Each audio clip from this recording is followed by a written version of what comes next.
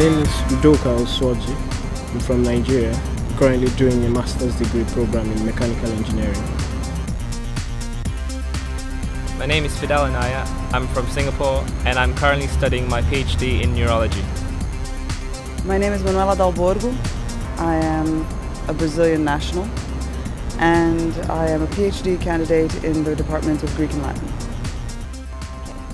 My name is Kai. I'm from Singapore and I'm doing a PhD at the Slade School of Fine Art.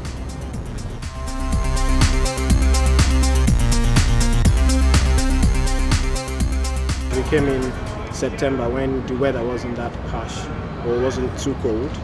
Yeah, so it was gradual for us to adjust.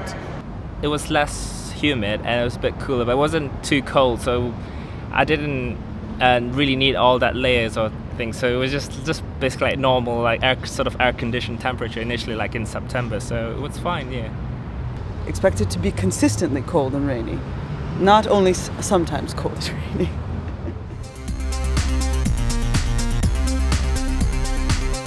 It was really easy, really, because there's only a few like major roads and there's a lot of landmarks and tourist attractions where you sort of can get your bearings from.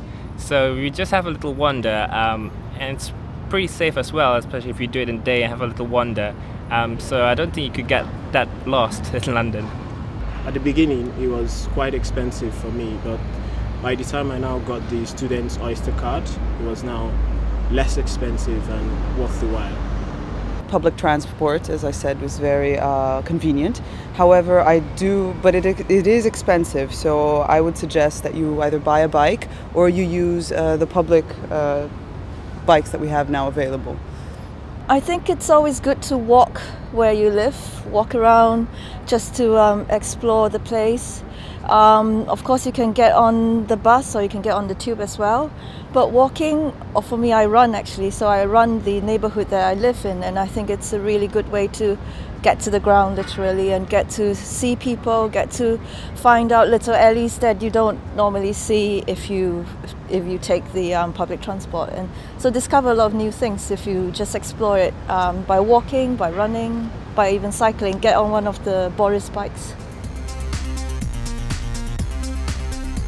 When I first arrived, I was able to reach them. I wasn't able to reach them, but they reached me because they reached me through the line I was using back home because it was roamed. So they were able to call me, although the call was, I was also charged for receiving the calls. Initially, I'd call them to let them know that I'm sort of free to speak, and I'll sort of hang up, and then they'll sort of call back, because then it's easy for them to know what's the cheaper rates like from the home country to sort of call here, rather than me sort of finding out what's the sort of cheapest way initially to call back.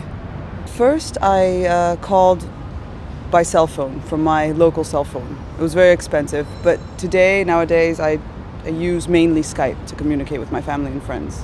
The first thing you should do is buy a pay-as-you-go phone. And in a second instance, after you've considered all of the different options that you have for the different mobile companies that you can buy phones from, calmly you select one. I use Skype. I think all poor students use Skype. Yeah.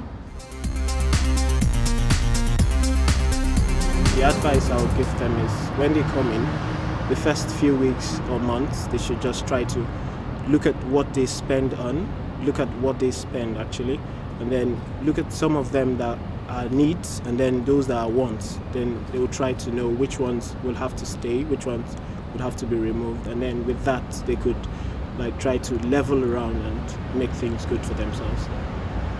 Well, initially when I first arrived, I sort of kept a little logbook of like my spending habits, just because things cost slightly differently in the currency and things like that. So I just kept a little logbook for a few months initially just to see what I'm spending, so I know how much I'm using per month and things like that. So I know in the future how much more money I need and things like that I could work out.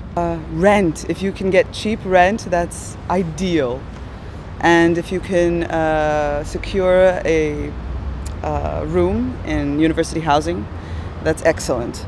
Because if you can cut back cost on housing, you can spend much more on living style, which is very cool in London. That's what you want to be spending your money on.